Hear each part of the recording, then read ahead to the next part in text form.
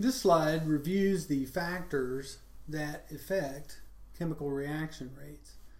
And the first is the chemical nature of the reacting substances. Now what that means is that different molecules react at different rates just by the nature of their shape, molecular structure, and so forth.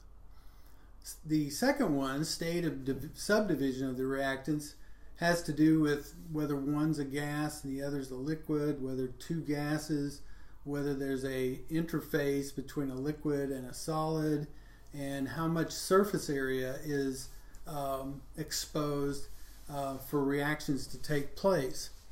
The third is the temperature, and generally as a rule of thumb, the greater the temperature, the greater the reaction, or the faster a reaction will proceed.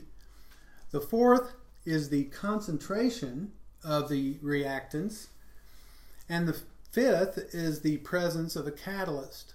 Now, a catalyst is a substance that increases reaction rates. So let's take a look at each of these.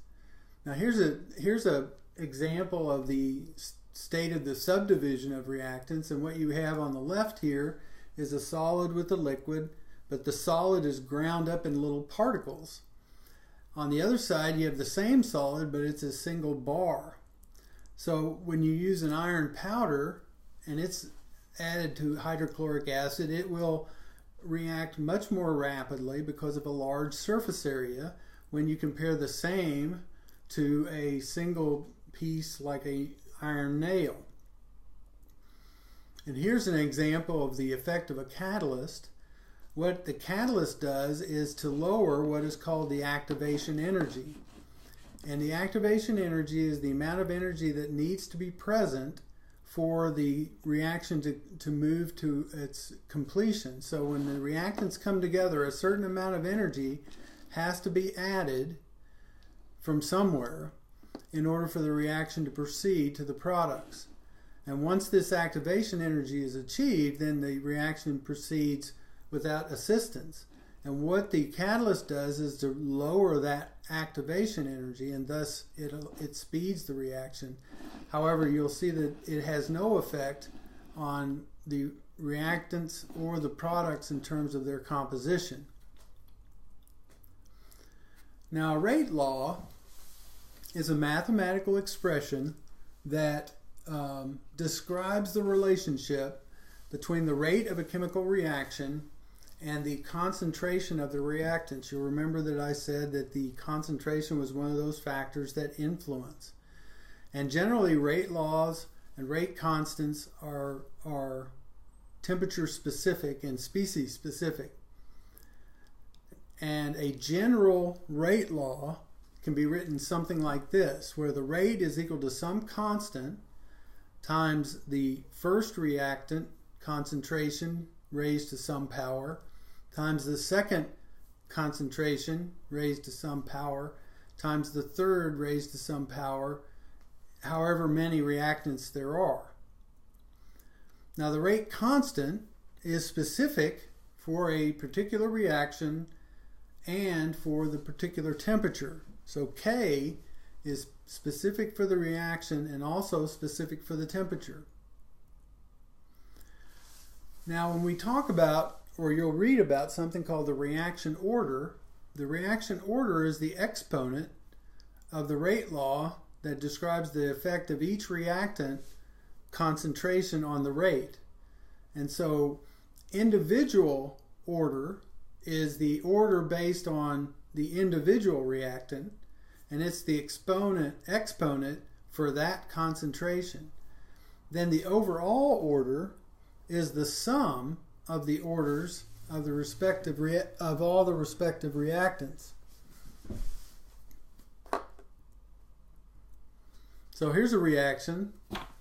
An experiment shows that a reaction of nitrogen dioxide with carbon monoxide occurs in this way, is second order in terms of nitrogen dioxide and zero order in terms of carbon dioxide. What is the rate law reaction?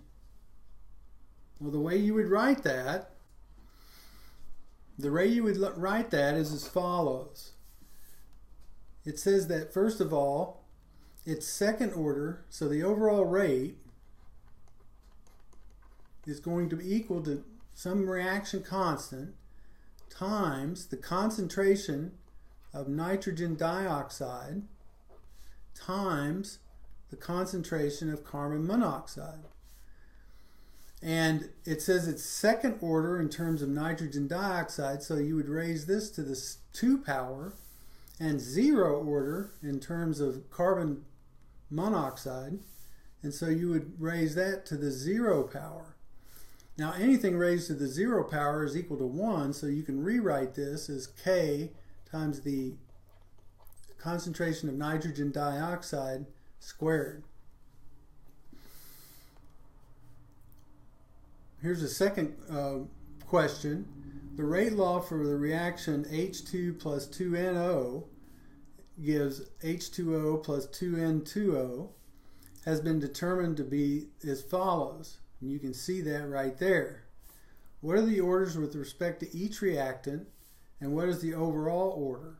Well, the rate order, it's second order with respect to NO, because NO is raised to the 2 power, and it's first order with respect to hydrogen because it's raised to the 1 power, and it's third order, which is 2 plus 1, 2 plus 1, so third order overall.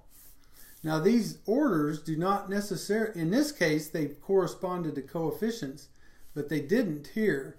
So these orders do not correspond to the coefficients that are written here.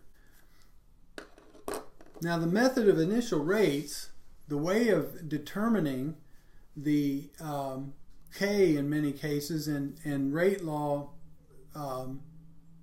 equations is something called the method of initial rates. The way to do that is to select 2 sets of rate data that are different in concentration of only one reactant. The other reactant has remained constant, to set up a ratio of the 2 rates and the 2 rate laws. Integrated rate laws are mathematical expressions that relate the concentrations of reactants over time. And this is an example of an integrated rate law, which in a first order situation, what you have is the final concentration at whatever time that you've selected T over the initial concentration 0. The natural log of that is going to equal minus KT, minus K times the time. Or when you have a negative, you can remove the negative by inverting or reverting the ratio. And so if you take the negative out, the natural log of the concentration at time 0 divided by the concentration at times T is equal to the rate constant times the time at that instantaneous time. The linear relationship between the natural log of peroxide concentration and the time shows that the decomposition of peroxide is a first order reaction. So when you do an experiment like this and you plot the natural log of the concentration of the reactant over time, if you get a straight line, then it's a first order reaction. If you get a curve, then it's a second order reaction. So let's take a look at this. A rate constant for the first order decomposition of cyclobutane, C4H8, at 500 degrees is 9.2 times 10 to the minus 3 to the second minus 1. So the rate constant K is going to be equal to this. How long will it take for 80% of the sample to decompose?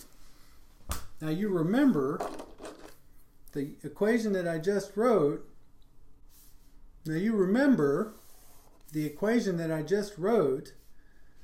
That was on this previous slide here. Let me bring that back up. Is right here.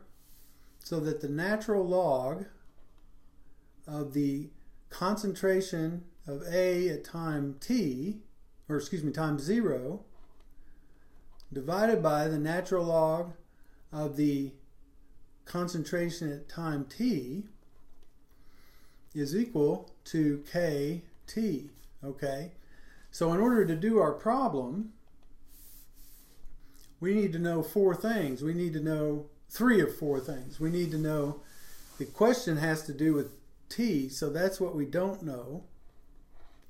But we need to know this ratio, and we need to know k. Well, we know that k is equal to 9.2 times 10 to the minus 3. And we know that the concentration of the A0 over AT at that time is going to equal 0.2 or 1 minus 0.8. It says that it's 80% decomposed at this time. So the concentration ratio, I'm sorry, it's 1 over 0.2. And so we can put this in, the log of 1 over 0.2 is equal to 9.2 times 10 to the minus 3 times t. And this is 1.609 is equal to 9.2 times 10 to the minus 3 t. So t is going to equal 1.7 times 10 to the 2 seconds. Let's look at this next problem. It says that iodine 131 is a radioactive isotope that is used to diagnose and treat thyroid cancer, and it decays to xenon 131 in the following reaction. The decay is first order with a rate constant, so let's write this down. K is equal to 0.139 to the days minus 1. How many days will it take for 90% of the iodine in a 0.6 molar solution to decay to xenon? Well, again, in this equation here, the natural log of the concentration at 0 over the concentration at time t, which in this case is what we're looking to find out, is equal to kT. And we know that the natural log, that's going to be 0.5 because it tells you that's the starting concentration. And the concentration at time is not, if you take 90% of that, that's 0.4 is gone. So that leaves 0.1 left. And that's going to equal 0.139 T. So the natural log of 5, you end up with the natural log of 5 divided by 0.139 is equal to T, be equal to 11.6 days approximately. And it's days because this constant is given in days.